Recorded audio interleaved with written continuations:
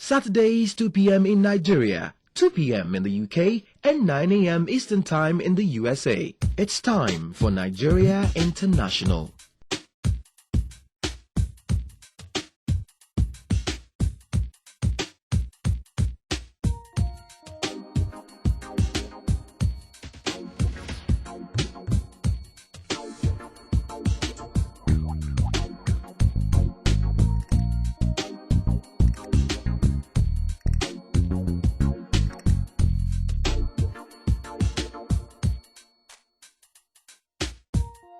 Today on NI, how do Nigerians move around? On Personality, we meet DJ Jimmy Jatt, 15 years on the disc jockey, making a profession of the DJ business. Reactions to This Day Music Festival, presented by Toni Payne, a Los Angeles-based businesswoman, out and about Lagos.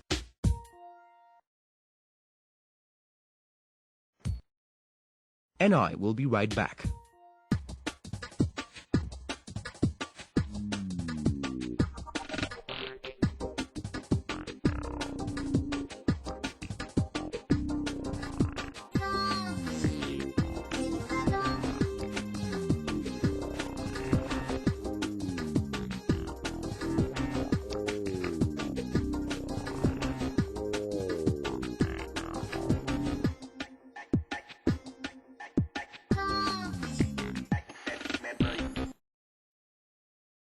Welcome back to NI.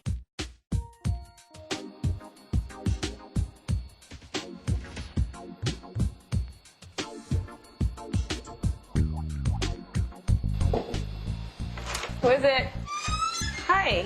Oh, you guys are early. Coming in. I'm just gonna finish getting ready. Hi. Welcome to NI, the TV show for Nigerians around the world. I'm Toni Payne, your presenter for today. I live in Los Angeles in the United States, but I'm back in Lagos on a short business trip. Please join me today to share my impressions and my experiences in this rapidly changing country.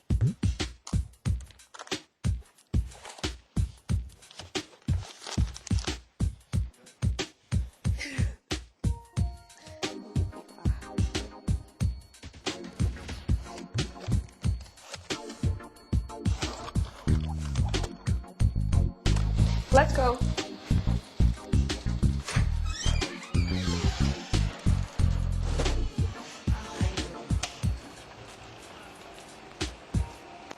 One of the things that changed a lot since the last time I was here are ways of getting around. Commercial motorbikes, popularly known as Okadas, are a very, very quick way to get to where you need to go. They're kind of crazy. You might hit them. You never know. So you know what we're going to do? We're going to go around and find out opinions of how people get around. Is it the motorbikes? Is it the downfalls? Or do you have your own personal car? How do Nigerians move around? And what influences their choices? I move around most of the time with a taxi or my private vehicle. But I prefer going with a taxi because going with your private vehicle, driving in Lagos is insane, man. I move by Okada at times. That when I'm going to some special places. But if I'm just going to places that are not all that important, I go by bike, bus. Bus now. Bus or taxi? Yeah, I normally enter buses. I enter buses to go to work. If I'm very late where I'm going to, I take a bike. If I'm not late, I take a taxi.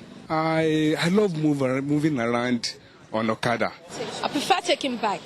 I move out in my car. I have a car, but I still ride Okada when the traffic is too much. I prefer to go around buses, in bus, but preferably I prefer a motorbike. One, it's faster for me. Two, it's secured for me materially because I love myself with all these catch on the air boys. One chance, I don't prefer one chance. What are the problems they face with the different modes of transportation? The problem we are getting now is all this catch on the air, all this robbery.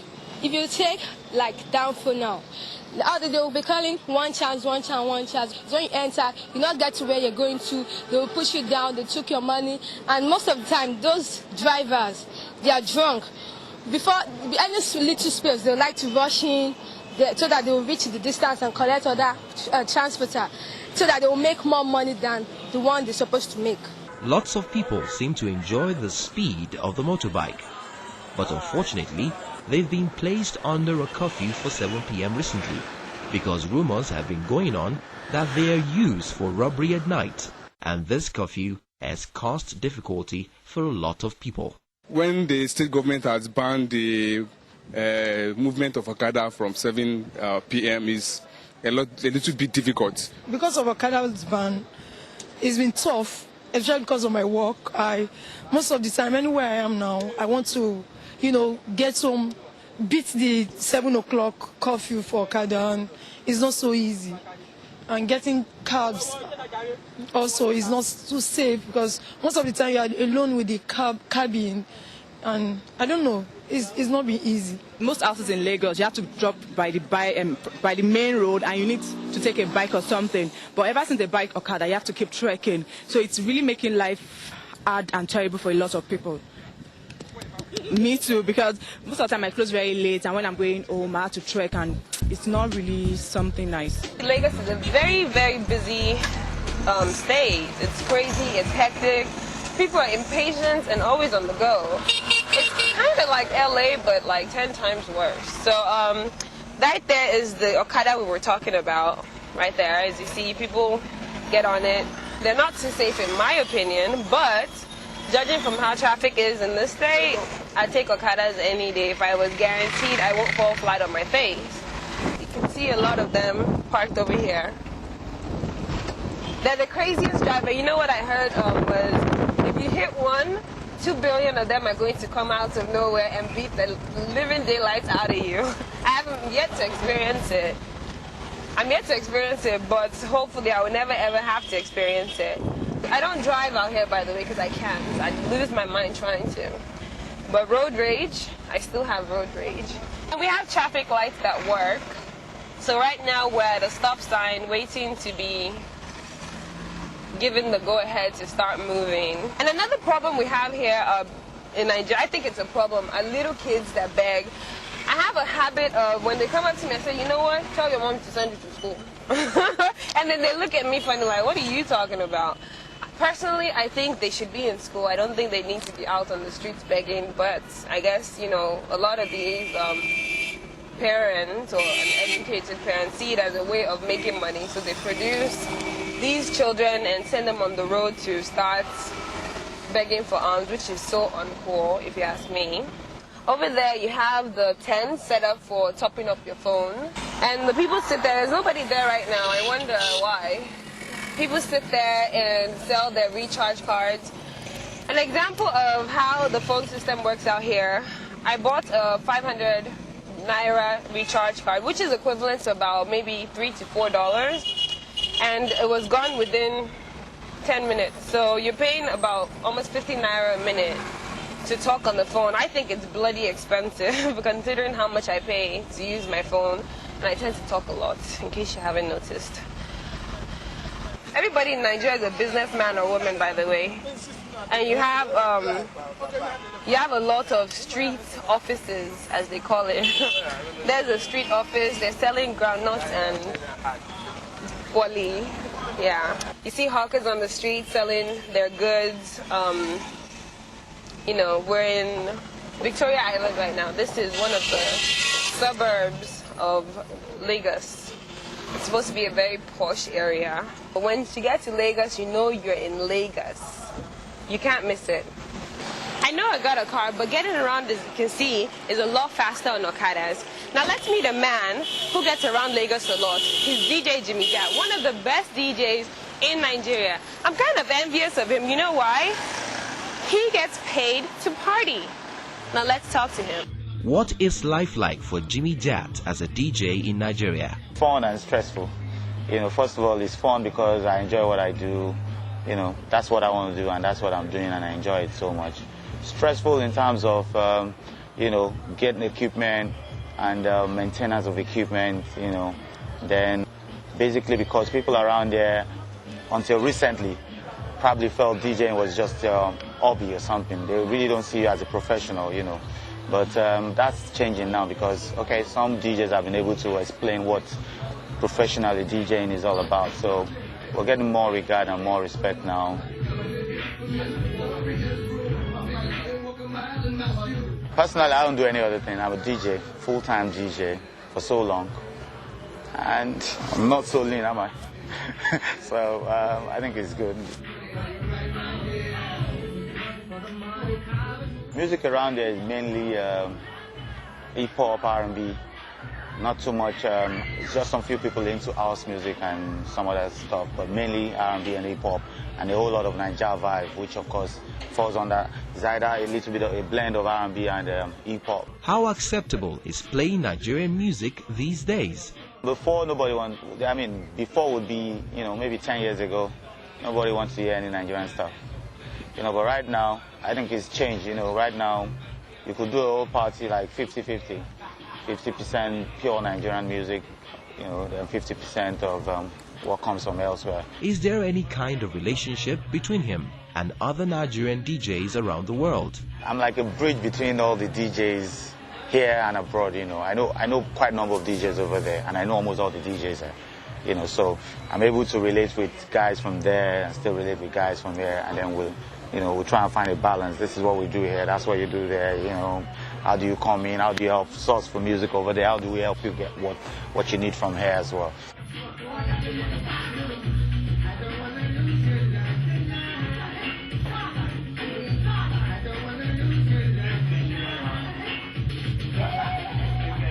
So, would he relocate? I'd rather be here than anywhere. If I'd want to be elsewhere, I've gotten that on a platter of gold. Years back, as far back as 10, 15 years ago, I was offered a job outside the country. I'd had to send people to take up jobs outside the country. I don't want to go anywhere, and I'm not going anywhere. And how big really is this our very popular DJ? Nigeria makes up like a quarter of Africa. And if I get the job done here, that means a quarter of Africa knows what I'm about. People say, I'm the biggest DJ in Nigeria. I don't know, maybe, but when you hear something from too many people, you tend to believe. I don't have a means of, weighing that, but I get around a lot though. I think I'm the most mobile, that's more like it. I have TV, I have music set and all that, so I could be in my car for a whole long time.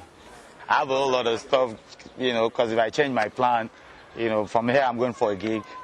I might not want to be like this there, so I have enough stuff in the car to just switch over to. If from there I get a gig, I'm just going to make a phone call home and say, man, I'm off to this other place, and I still have enough stuff to last me for another 3-4 days. And of course, what next after playing the disc jockey over 15 years already? For now, the immediate future is still DJing.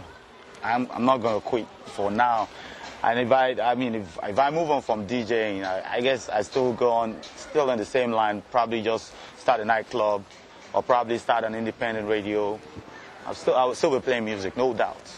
That's all I know, that's all I've ever known, and that's what I'm going to know till I die. And I will be right back. For the second time, Nigerians aged 18 to 31 are set to take the nature by storm. It's the Future Awards 2007. 120 nominees, 45 finalists, 15 winners. Will you be one of the selected? Then log on to www.thefuturenigeria.com. That's www.thefuturenigeria.com. The future. It's about time. I have seen the future.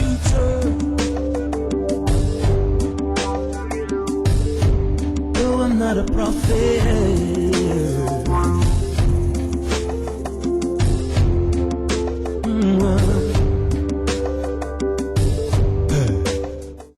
Welcome back to NI. I've just come to grab a bite to eat after a long day at work. Working hard is not easy, but it's great doing what you love to do.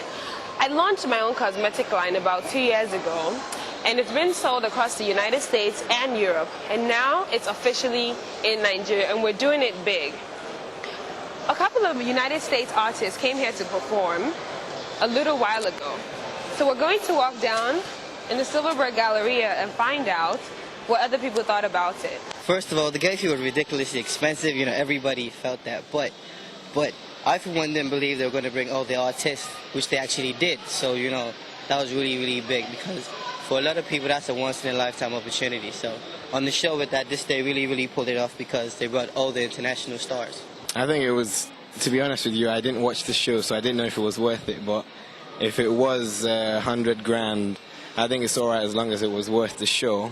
I would have paid, honestly, to watch the show if it was that great, you know. I wanted to see Beyonce. I wanted to go, but I just didn't go because I didn't have much cash in my account. I had something to do with that money. I would have loved to go. If it was cheap, I would have gone. But it was 25k for just another person. I didn't go. Not because I'm very rich or anything, just that, you know, some things you just think it's worth it. I would have thought it was worth the price. Do you think a lot of people borrowed money to see that show? Yeah, but the thing that people did the most was make fake student cards because the student price was cheaper. So a lot of people, you know, made fake student cards just so they could, you know, present them and buy student tickets which were cheaper. For business, good concept for them.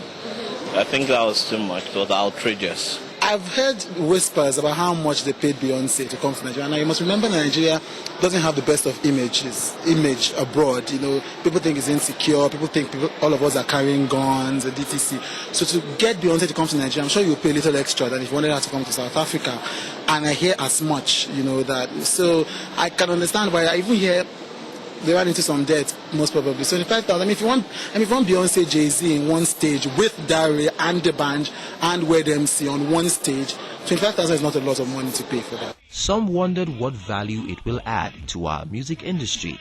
Basically, it's supposed to tell artists, local artists, to step up. Like the likes of the band was there, Two-Face Dibia, so that was more like a class thing, do you understand? So that tells the remaining upcoming artists to sit up and tighten their seatbelt. This gives them a room for them to interact with international stars and all that, so that if they have something out there, they could call them also to come over.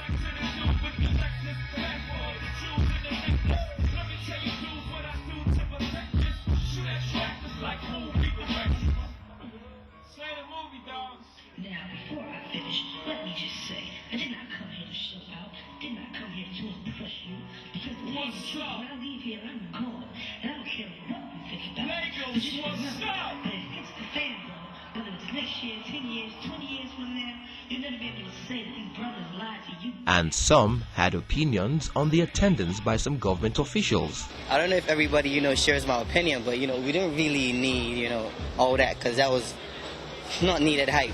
You know, it's a show about music, about fun, and we don't need people coming up telling us, you know, vote for me, you know. If they had said, go out and vote, oh, that's cool, we the youth would be like, okay, that's fine, we'll vote. But don't tell me vote for you because you're behind the show.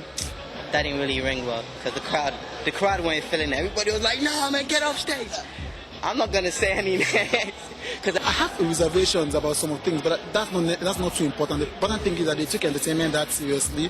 It shows that it's not that these people don't see that entertainment is a big industry, it's just that they don't appreciate our home-based entertainment industry, so that there is hope that once we're able to sell our home-based industry to them, they'll take it as seriously as they take Beyonce and Jay-Z, so that perhaps in 5-10 years somebody will be able to pay Dare or D'banj or Asha as much or even half of what they paid Beyonce to come to Nigeria. For me, the way I see it, I just see it as a way for them to just cool out the tension they've got inside them and all that, but I don't think they're supposed to be found around that time for that kind of time and all that. My mom's a big politician as well, but she didn't even attempt to go there, so I didn't know any of them was going to be there. But it was quite interesting. I'm sure they didn't even know what was going on, but yeah, they just felt like gracing the occasion.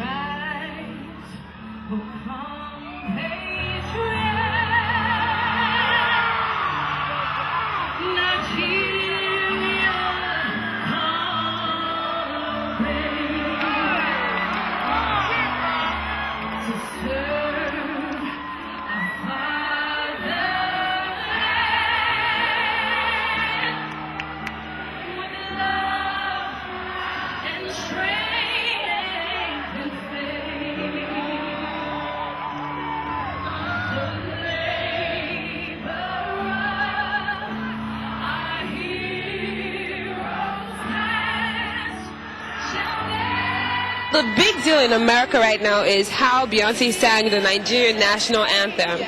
So what are your opinions about that? Well, that was cool. She really brought the crowd, and it was really nice. Her sing our national anthem and she really got it. I didn't believe she could sing Nigerian anthem. I didn't. But it was good. It was really, really impressive. And every Nigerian will be proud, like, oh, Beyonce sang.